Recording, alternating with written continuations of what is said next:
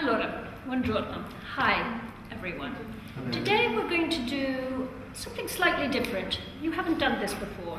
You've heard me teaching you grammar all the time and going through the textbook.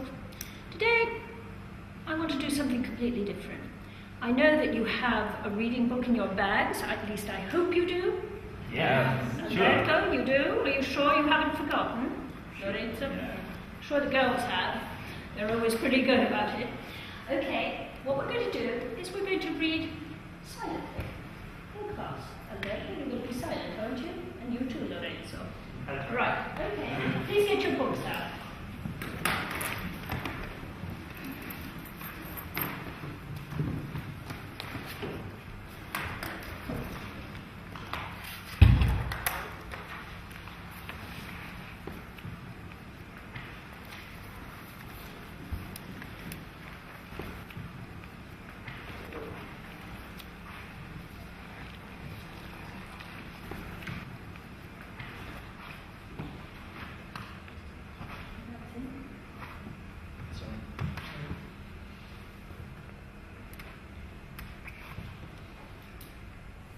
Uninterrupted, sustained silent reading, USSR, or drop everything and read time, dear time, are two techniques which are invaluable in getting students into reading. If you don't use techniques like this, many students who will not have had any sort of experience about reading for pleasure will find it very difficult to get into reading in the first place. So start using this technique in your classrooms briefly.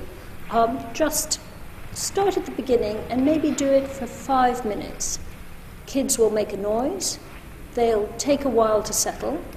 Try and find a way of getting them to calm down, looking at them. Model reading yourself. Make sure you have a book. Make sure you're reading on the same side of the classroom as your students, so you're part of the same group and you're partaking in that experience of reading together. Model reading. Show that you're enjoying your story. Take 5 minutes, let them read for 5 minutes, then stop. Ask your kids how they feel. Has it made them feel more relaxed? Has it made them see how much they can read in a very short period of time? Once they get used to the idea of reading for 5 minutes, reading for 10 minutes, reading for 15 minutes, 20 minutes, an hour becomes much more possible. So try and use a little bit of this technique regularly in your classroom to motivate your students. It is very motivating. You can also do a few activities afterwards to pull it all together, to sort of get kids to think about what they've done, what they've read. The other thing you can do with sustained silent reading is, for example, at the end of the day, when your students are being very difficult or they're very tired, do some reading with them. Let them relax silently. There's too much noise during the day, and this gives them the opportunity of relaxing. Kids who have read this way, you will find, go back to work much more enthusiastically for this little quiet pause they've had. Silence is golden, and silence while reading is even better.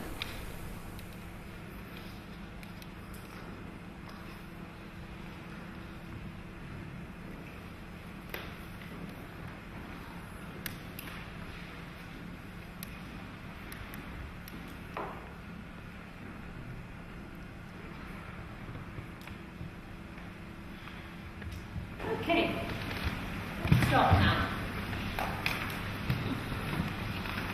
Good girl. Right. Just shut your book. I want you to tell me how you felt, how just reading silently in class made you feel. Do you want to start? How did it make you feel to read silently in class instead of doing work?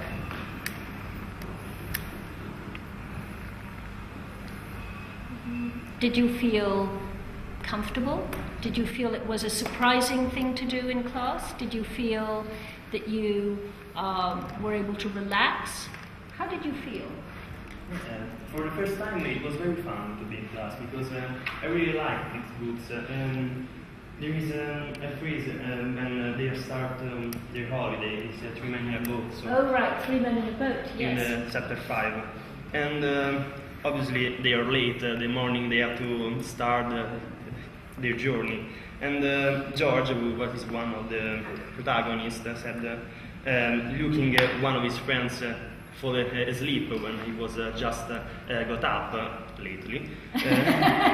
Now it makes me very angry when I see another man asleep and I am awake. I perfectly agree with him. So, right. So you saw yourself in the book. Yeah. And obviously you'd rather be in bed than in class too, perhaps. Perhaps. Exactly. So did you feel that reading took you out of the class? Do you feel you stayed in the class? Tell me how you felt. Yes, I'm reading The Hand of the Basket. Oh, right, yes. Yes, there's a strange atmosphere, like a dark atmosphere. So there's Holmes with Watson, and they have to talk with this Dr. Mortimer, and he's a very strange character. So it's very. You enjoy very much the immersion, learning about these new, different people. I want you to think now, not so much about what you've read, but do you like the feeling of reading in class as opposed to doing an activity? What do you think? I wasn't ready to this at the beginning because I've never been used to do something like this in class. Yeah. But after a while, I started to get more confident in reading. Right, that's class. interesting, the need for confidence, to getting used to doing reading anywhere, at any time. I have to say, for me, if I stop and I read, even today, where I had to correct people a little bit about staying quiet, I am so quickly able to get into my story and forget everything around me. I find it very relaxing. I feel all my worries about, my next lesson and whether I'm prepared, they just go away. What I'm cooking for dinner, all those things that I worry about. Once I get into the book, when I enter inside the covers, it's like opening a door for me, and I go in and I'm enclosed in this world, and I find it very comfortable, very relaxing, and I then feel I can stand up. The other thing, what I love about books, is that when we read together like this, we can talk about our reading together. Has any of you read this book? No. Yeah. You have. Do you remember it? What did you like about this book? I don't remember it, but I remember I like the doctor who helped Yes. that man, because I think it's wonderful the way the doctor doesn't know very good, but he decides to help him. To help him. The story, just to give you a little bit of backstory, that's what we call it, the backstory. This person is actually someone with a terrible disfigurement. He is very, very disabled. He doesn't have a normal face at all. And indeed, he is so horrible, he's called the Elephant Man.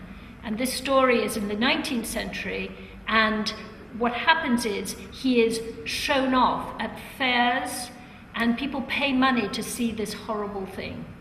And the doctor actually comes and helps him and makes him have, well, I won't tell you the end of the story, and neither will you, will you? I will not do it. Okay, thank you. But one thing I want you to know is that this kind of reading in class is one of the most powerful things you can do to improve your English.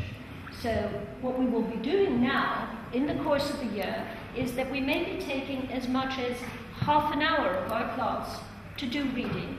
And then we will do activities. You can talk to each other about your reading.